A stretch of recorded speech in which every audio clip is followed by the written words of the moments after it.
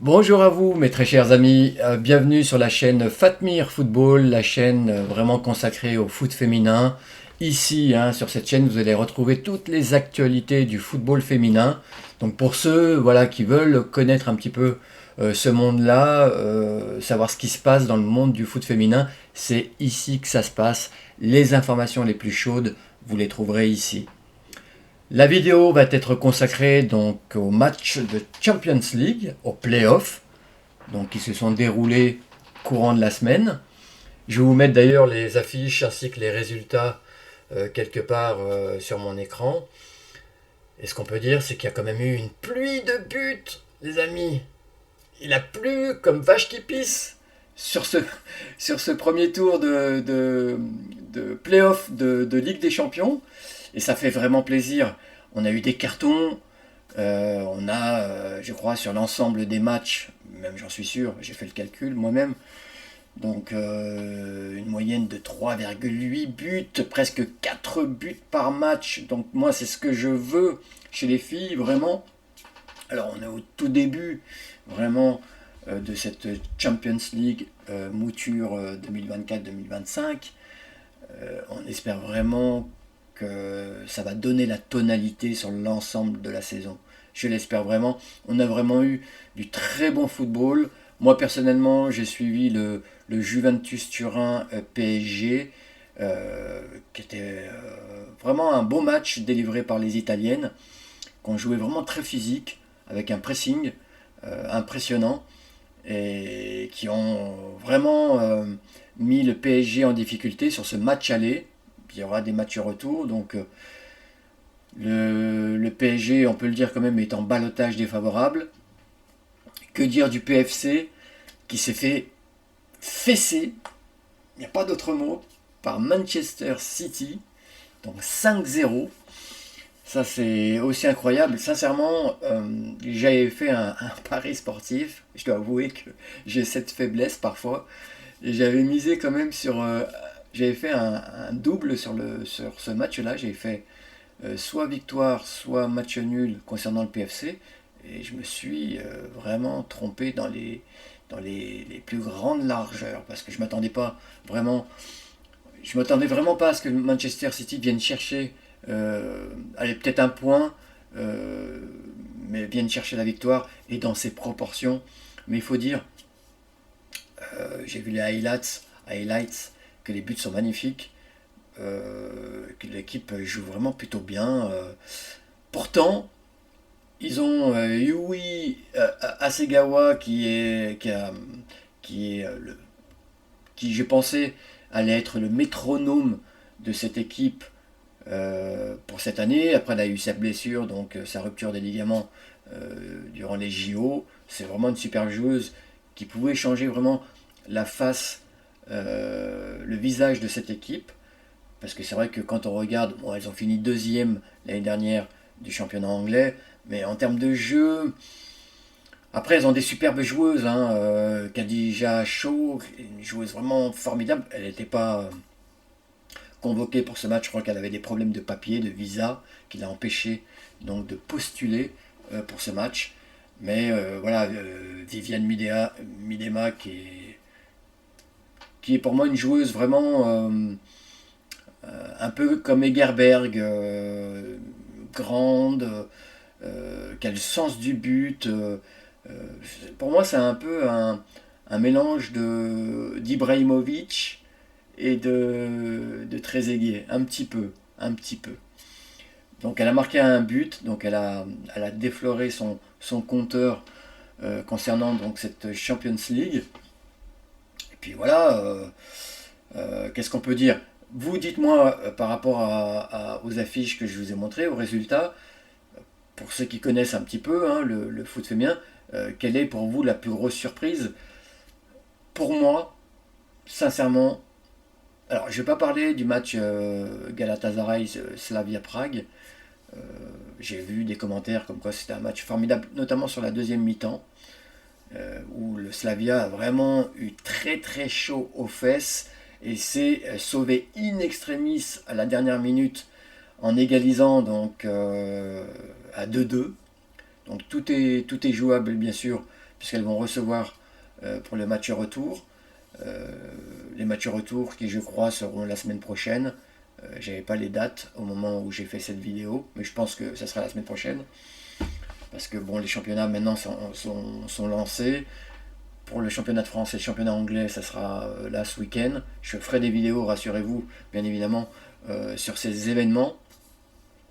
Donc là, oui, Slavia, c'est un match. Après moi, Galatasaray, je ne connaissais pas, hein. Il y a des équipes, là, bien évidemment, que je ne connais pas trop, mais c'est super parce que ces playoffs, ces affiches, ces moments-là sont vraiment aussi tournés vers ces équipes, j'allais dire, méconnues, mais qui commencent à éclore sur la scène internationale, sur la scène européenne et puis la scène mondiale.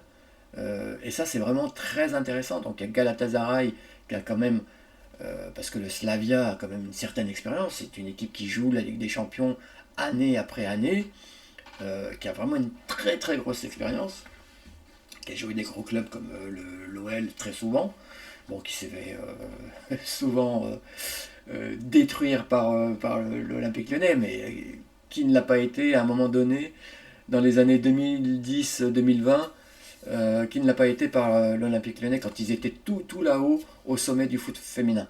Donc voilà, Slavia a quand même une énorme expérience et elle s'est faite malmener par cette équipe turque. On verra pour les matchs retour ce que ça va donner. Je pense qu'elles passeront quand même, je pense. Mais moi, la plus grosse surprise, c'est Arsenal.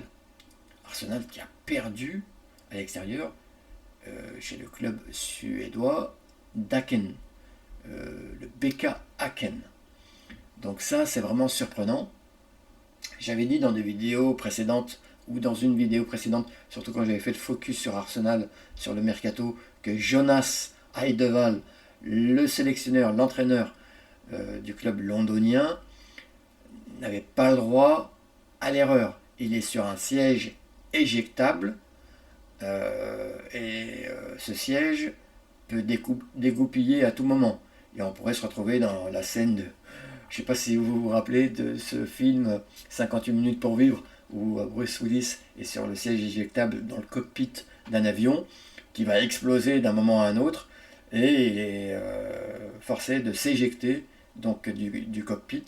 Là, c'est le club qui va faire la manœuvre pour Jonas Eidevall parce qu'il n'a pas le droit à l'erreur. Quand on voit le discours des filles, euh, des stars de cette équipe, que sont Beth Mead, l'attaquante, Léa Williamson, la défenseur, toutes deux internationales, ou Alex Russo, aussi autre internationale anglaise, Alessia Russo, excusez-moi, pas Alex, mais Alessia Russo.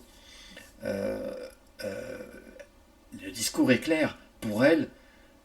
Non seulement elles doivent être championnes d'Angleterre, de la Ligue anglaise, mais elles doivent aussi faire un parcours remarquable en Ligue des Champions. Donc une sortie de route aussitôt dans la saison, ça ferait plus que tâche sur le CV de Jonas Eidevall, qui, il faut le dire, depuis son arrivée en 2021, a un palmarès vierge avec Arsenal. Alors la Ligue anglaise a été phagocytée par Chelsea, mais il y avait quand même des coupes d'Angleterre, la Carabao Cup, l'équivalent de la coupe de la Ligue. Euh, euh, Tout ça aurait pu tomber dans l'escarcelle d'Arsenal. Ça n'a pas été le cas. Donc Jonas Eidevall, tu es en danger. Il faut que tu trouves les moyens de passer Aken à la maison. Parce que là, comment ça va se passer ce week-end? Arsenal va remettre le couvert, va jouer un énorme match contre Manchester City d'entrée là. Donc gros choc à l'Emirates Stadium. Donc ça va solliciter énormément d'énergie, énormément de concentration. Et derrière, dans la foulée, 3 jours plus tard, il faudra remettre le couvert contre Aken et essayer de passer. Alors qu'Aken, en face, n'a pas de match à jouer jusqu'au match retour contre Arsenal.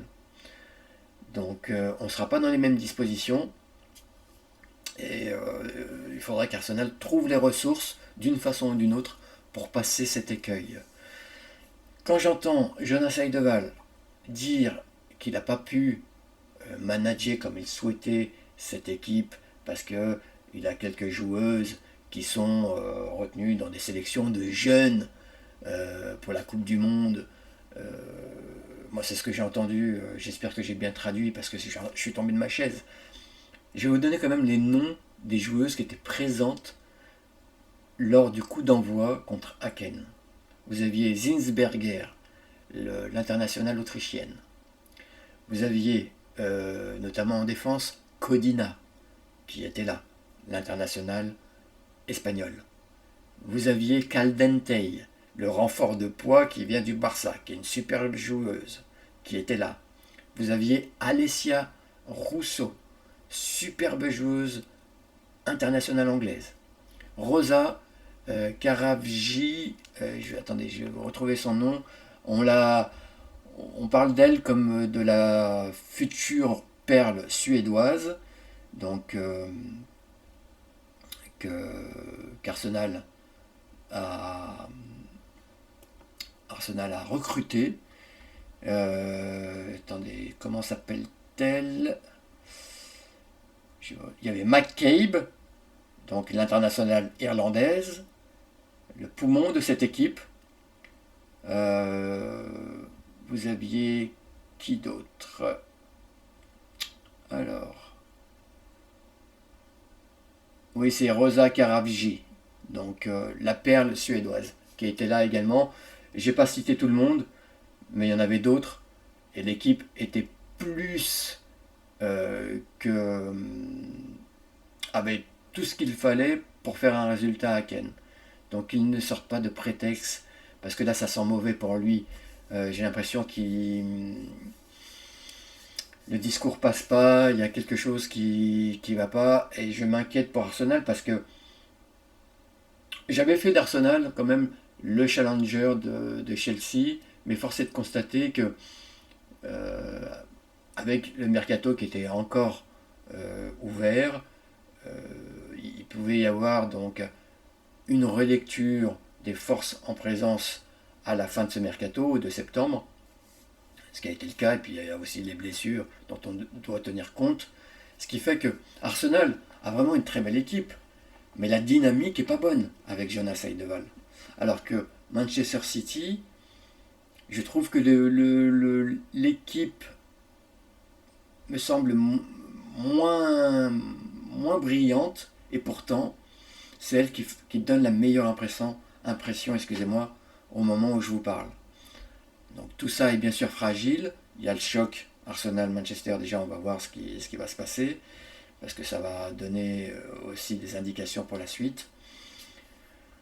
Mais voilà, encore une fois, je pense que c'est le résultat qui m'a le plus surpris.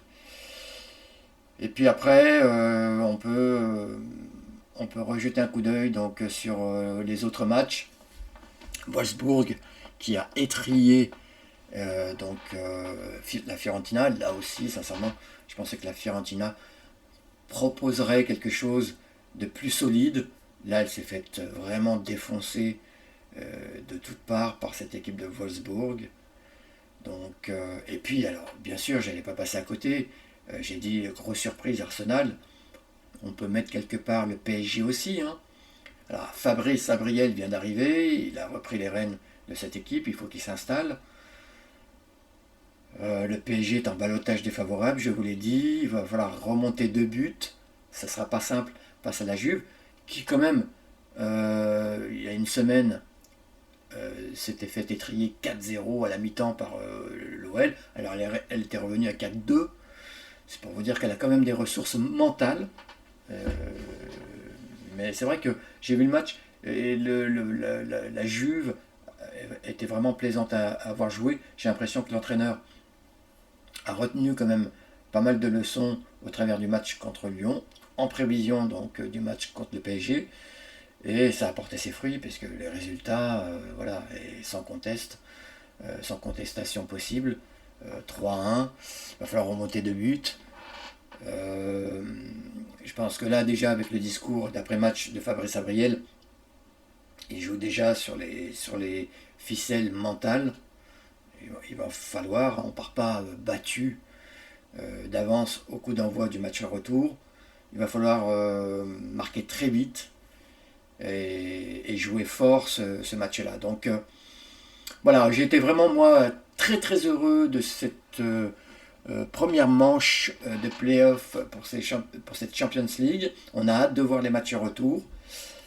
Je vais vous remercier les amis, vraiment merci beaucoup pour ceux qui nous suivent. On essaye de s'améliorer jour après jour. Je sais que j'ai beaucoup d'axes d'amélioration, bien évidemment. On commence, mais on va tenir bon. On va envoyer du lourd. Il y a beaucoup de choses qui arrivent. Tant mieux, c'est pour vous. Donc n'hésitez pas à vous abonner, ça me fera vraiment plaisir. Ça fera plaisir, bien sûr, à la chaîne. On va pouvoir gonfler comme ça. Et puis, in fine, parler du foot féminin, faire la promotion du foot féminin. Elles en ont besoin, les filles. Donc je vous dis à très bientôt. Va va voum!